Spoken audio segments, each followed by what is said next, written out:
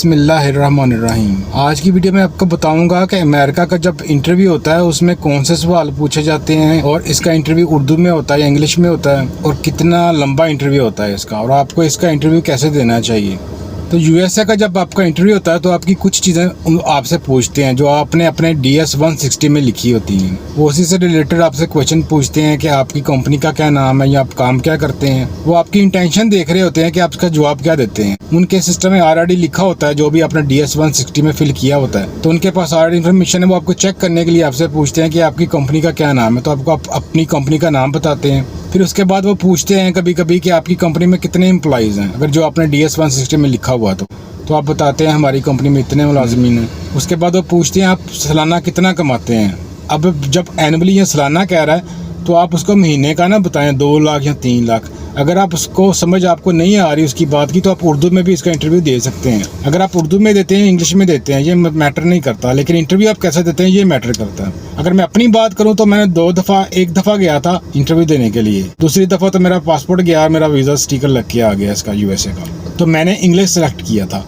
लेकिन मुझसे उसने गिन के 4 या 5 क्वेश्चन किए होंगे, लेकिन इससे ज़्यादा उसने क्वेश्चन नहीं थे किए। ये उनकी मर्जी होती है वो कितने क्वेश्चन करते हैं आपसे, लेकिन आपने जो भी उनका क्वेश्चन का आंसर्स देना होता है वो आपकी बॉडी लैंग्वेज के साथ मैच करना चाहिए। वो सिर्फ इंटरव्यू वाले दिन आपकी पर्सनैलिटी देखते हैं और ये जज करते हैं कि जो बात आप उनको बता रहे हैं वो सच है कि नहीं है। तो आप जो भी काम करते हैं, जो भी आपने DS 160 में लिखा है और जो भी आपके सोशल मीडिया अकाउंट्स, आपका फेसबुक, आपका जीमेल, आपका ट्विटर, आपका इंस्टाग्राम, ये सारी चीज़ें भी यूएस वाले देखते हैं आपसे, वो बल्कि आपके फॉर्म में पूछते हैं। तो जब भी आप अपना यूएसए का फॉर्म फिल करें उसको बड़ी केयरफुली और किसी अच्छे कंसल्टेंट से फिल करवाएं, क्योंकि सारा यूएस का वीज़ा जो डिपेंड करता है वो आपके इंटरव्यू और आपके DS 160 पे डिपेंड करता है। क्योंकि इसमें आपसे ना ही वो बैंक स्टेटमेंट लेते हैं, ना ही आपसे कोई डॉक्यूमेंट्स लेते हैं, ना ही वो आपसे कोई इसके टैक्स रिटर्न लेते हैं। सिर्फ जो आपने उनको बताया होता है, जो आप इंटरव्यू वाले दिन जो उनको बताते हैं, उसी की बेस पे आपका ये वीज़ा मिलता है। और ये वीज़ा होता है 5 ईयर मल्टीपल एंट्री, 5 साल आप जितनी दफ़ा मर्जी अमेरिका जाएं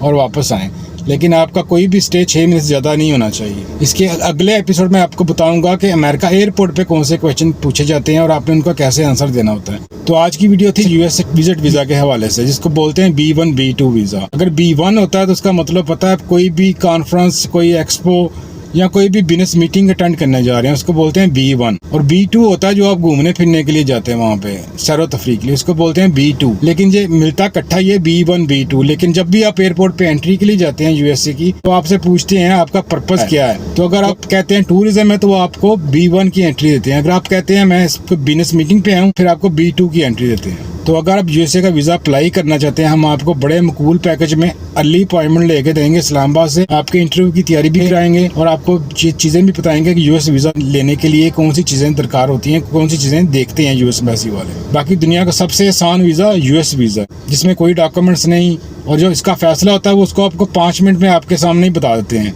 जिस दिन आपका इंटरव्यू होता है। अगर तो उन्होंने वीज़ा देना होता तो आपका पासपोर्ट रखते हैं, नहीं देना होता तो आपको सॉरी कह के एक पेपर आपको दे देते हैं और ये कहते हैं आप नेक्स्ट टाइम अप्लाई कर सकते हैं। तो मेरी नेक्स्ट वीडियो के लिए मेरा चैनल लाइक, शेयर और सब्सक्राइब करें। आपको नेक्स्ट वीडियो में इसकी मज़ीद इन्फॉर्मेशन देंगे कि यूएसए आपकी फ़ाइल असेस कैसे करते हैं। तो आज की वीडियो देखने का बहुत शुक्रिया। अपना ध्यान रखें। अल्लाह हाफिज़।